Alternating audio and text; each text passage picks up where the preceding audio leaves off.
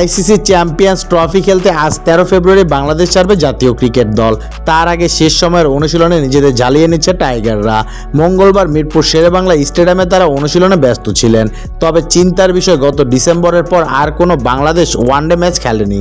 West ইন্ডিজের টি-20 series শেষে সবশেষ বিপিএলও খেলেছে একই ফরম্যাটের ম্যাচ।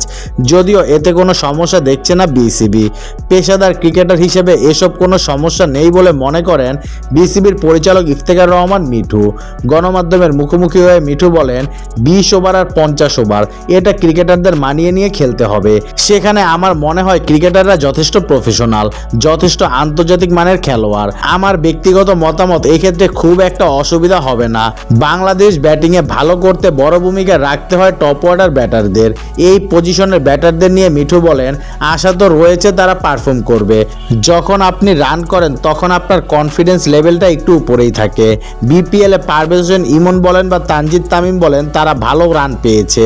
আর সৌম্য সরকার অভিজ্ঞ ক্রিকেটার, তাই আশা করছি দুবাই বা পাকিস্তানের উইকেটে তারা ভালো করবে।